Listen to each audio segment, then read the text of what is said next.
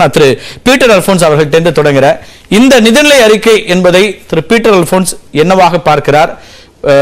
பல திட்டங்கள் அறிவிக்கப்பட்டிருக்கிறது. ஒட்டுமொத்தமாக இந்த அறிக்கை இந்த ஓராண்டுக்கான திட்டமிடல் அப்படிங்கிறதுல உங்கள் பார்வை என்னவா இருக்கு திரு பீட்டர்? அதாவது ஒரு நிதிநிலை அறிக்கையினுடைய முனைப்பு, வீச்சு, அதனுடைய நோக்கம், இது எதை நோக்கி இருக்க வேண்டும், யாரை நோக்கியதாக இருக்க வேண்டும் என்பதுதான் ஒரு நிதிநிலை அறிக்கையினுடைய முழு பரிணாமத்தையும் வெளிக்கொணரக்கூடிய அடிப்படையான தகவல்கள் அதெல்லாம் இருக்கிறது.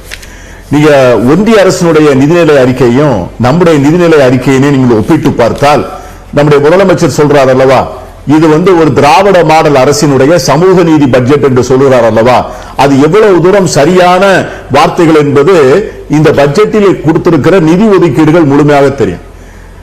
ஒட்டுமொத்தமாக சமுதாயத்திலே அடித்தட்டு மக்களை மட்டுமே முன்னிறுத்தி அவர்களுடைய மறுமலர்ச்சியை, அவர்களது பொருளாதார விடுதலையை, அவர்களது நல்வாழ்வை சிந்திக்கிற பட்ஜெட்டாக இருக்கிற அதே நேரத்தில் ஒட்டுமொத்த தமிழகத்தினுடைய தொழில் முதலீடு, புதிய பொருளாதார தேவைகளை நோக்கி நகர வேண்டிய அவசியம், உலக முதலீட்டாளர்களை உள்ளே இழுக்க வேண்டியதற்கான முழுமையான முயற்சி, ஒரு பாராமுகமாயிருக்கிற ஒன்றிய அரசிடமிருந்து எந்த விதமான நிதி ஆதாரங்களும் உதவியும் முறையாக கிடைக்காத சூழ்நிலையில நம்முடைய வரி வருவாயை பெருக்கி அதே நேரத்தில் நம்முடைய வருவாய் பற்றாக்குறையை குறைத்து, இப்படி ஒவ்வொரு கோணமாக பார்த்து பார்த்து தேர்ந்து இந்த பட்ஜெட் என்பது ஒரு நிச்சயமாக இன்றைக்கு இருக்கிற கால சூழலில், அதாவது இன்றைக்கு இருக்கிற நம்முடைய தேவைகளில், நம்முடைய கால சூழலில், நமக்கு இருக்கிற நெருக்கடிகளில் மிக அருமையாக தயாரிக்கப்பட்ட பட்ஜெட் என்பதிலே எனக்கு மாற்று கருத்தில்லை. இதற்காக நம்முடைய முதலமைச்சர் அவர்களை, நிதியமைச்சரை, நிதித்துறையினுடைய செயலாளரை,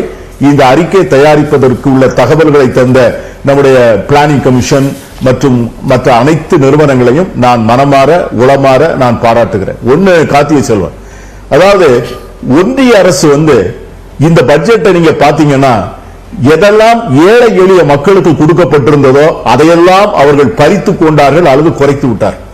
உதாரணம், மகாத்மா காந்தி தேசிய ஊரக வேலைவாய்ப்பு திட்டத்தை எடுத்துக்கொள்ளுங்கள்.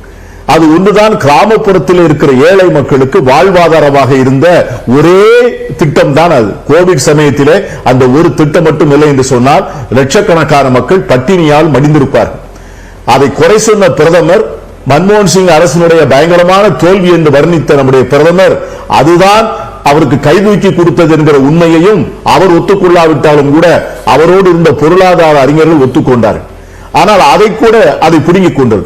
சமூகத்திலே நலிந்த மக்களான சிறுபான்மை மாணவர்கள், ஒடுக்கப்பட்ட பட்டியலின மக்களுக்கு கொடுக்கப்பட்ட திட்டங்கள், சுகாதார மருத்துவமனைக்கு கொடுக்கப்பட்ட திட்டங்கள், கல்விக்காக கொடுக்கப்பட்ட ஒதுக்கீடு, இப்படி எல்லாவற்றையும் நீங்கள் ஒப்பிட்டு பார்த்தால் ஒன்றிய அரசில் அதனுடைய நிதி ஒதுக்கீடு என்பது குறைந்து கொண்டே இருந்தது.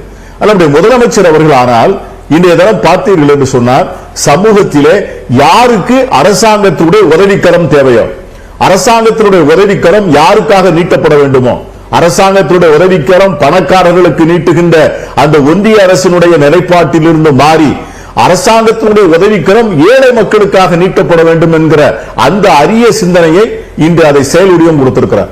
மாதம் 1000 ரூபாய் என்பது ஒரு குடும்ப தலைவிக்கு, ஒரு ஹோம் மேக்கர் என்று சொல்லக்கூடிய ஒரு குடும்ப பெண்ணுக்கு என்பது ஒரு மிகப்பெரிய வரப்பிரசாதம். இன்னைக்கு ஒவ்வொரு சின்ன தேவைகளுக்கும் கூட தனது சுய தேவைகள், வெளியவே சொல்ல முடியாத சில தேவைகள் எல்லாம் அந்த பெண்களுக்கு இருக்கக்கூடிய சூழ்நிலையில ஒரு ஆணினுடைய அல்லது ஒரு குடும்ப தலைவனுடைய கண் பார்வை, அவனுடைய கருணை பார்வை தன்மேல் எப்பொழுது காப்படும் என்று காத்து கிடக்க வேண்டிய பெண்ணுக்கு இந்த மாதம் 1000 ரூபாய் என்பது இருக்கிறது அல்லவா, அவளை ஒரு தமிழச்சியாக தலை நிமிர்ந்து நிற்க வைக்கக்கூடிய ஒரு மிகப்பெரிய, அதை போல பல்வேறு திட்டத்தை பற்றி அறிவிப்புகளை பல பெண்களும் இன்னைக்கு வரவேற்கிறாங்க. அதே நேரத்தில் எதிர்க்கட்சிகள் ஒரு விமர்சனம் முன்வைக்கிறாங்க. இப்போது தகுதியுள்ள பெண்களுக்கு மட்டும்னு ஒரு வார்த்தை இணைக்கிறாங்க, தேர்தல் பரப்புரையில அப்படி சொல்லல அப்படிங்கிற ஒரு விமர்சனத்தை முன்வைக்கிறாங்க. இந்த திட்டம் குறித்து பல பெண்களும் வரவேற்பை கொடுத்தாலும் எதிர்க்கட்சிகள் ஒட்டுமொத்த பெண்களுக்கு 2.2 கோடி அட்டைதாரர்கள் இருக்கிற இடத்துல தகுதியுள்ள பெண்கள்னு ஒரு வார்த்தையை சேர்க்கிறாங்க. யாரெல்லாம் தகுதி, யார் இல்ல அப்படிங்கிற ஒரு இடம் இப்போ இருக்கக்கூடிய நிதி பற்றாக்குறையினால இப்படி கொண்டு வரப்படுதுன்ற எதிர்க்கட்சிகளுடைய பார்வையை, விமர்சனத்தை நீங்க எப்படி பாக்குறீங்க?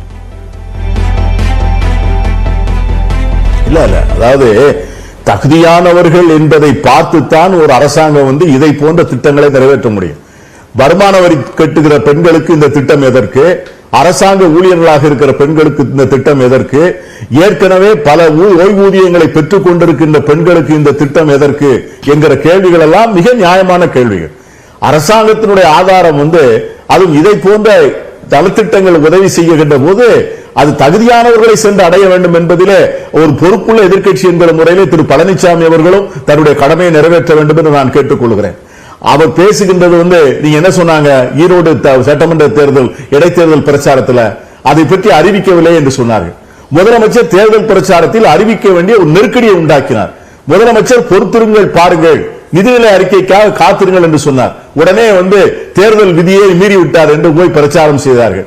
இன்று அவரும் அண்ணாமலைக்கும் ஏதாவது ஒன்று பேச வேண்டும் என்கிற கட்டாயம் இருப்பதை நான் உணர்ந்து கொள்கிறேன்.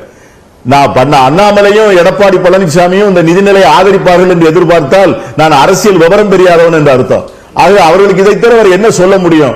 இதை போல நான் சொல்றேன், 4 ஆண்டு திரு எடப்பாடி பழனிசாமி அவர்கள் ஆட்சி செய்தார்கள். இந்த 4 ஆண்டுகளில் வெறும் சாலைகளையும் பிடபிள்யூடி கட்டடங்களை கட்டுவதற்காக திட்டங்கள் மட்டும் போட்டு அதற்கு மட்டும் கமிஷன் வாங்கினார்களே ஒழிய வேறு ஏதாவது மக்களுக்கு பயனுள்ள திட்டங்களை செய்தார்களா என்று நீங்கள் பார்க்க வேண்டும். இன்னைக்கு சாயங்காலம் மாலையில அண்ணா நகர்ல டவர் பார்க் திறந்தோம்.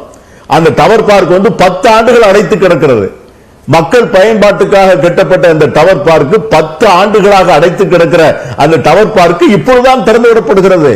10 ஆண்டுகள் தொழில் முதலீட்டுக்கோ அடிப்படை கட்டுமான பணிகளுக்கோ ஏழை எளிய மக்களுக்கான நலத்திட்ட உதவிகளை செய்வதற்காகவோ தமிழகத்தினுடைய ஒட்டுமொத்த தொழில் வளர்ச்சி முதலீடுகளை கொண்டு வருவதற்காகவோ நான் செல்வி ஜெயலலிதா அவருடைய ஆட்சியும் சேர்த்துத்தான் சொல்லுகிறேன்.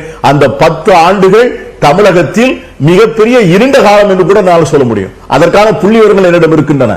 ஆகவே இன்றைக்கு திரு எடப்பாடி பழனிசாமி அவர்கள் இந்த அரசாங்கத்தை குற்றம் சாட்டுவதற்கு அவருடைய ஆட்சி காலத்திலே அவருடைய நடவடிக்கையை அவர் செய்த திட்டங்களை பார்க்கின்ற போது இதை குறை சொல்வதற்கு அவருக்கு தகுதி இருப்பதாக நான் அறியவில்லை. எதிர்க்கட்சி தலைவர் என்கிற தகுதியை தவிர அவர் முன்னாள் முதலமைச்சர் என்கிற முறையில இதை அவர் அதை பற்றி அவர் சொல்லுகிற கருத்துக்கள் ஏற்றுக்கொள்ள முடியாத கருத்துக்கள். ஏனால் நமக்கு அவருடைய 4 ஆண்டு காலத்தில் என்ன நடந்தது என்று தெரியும்.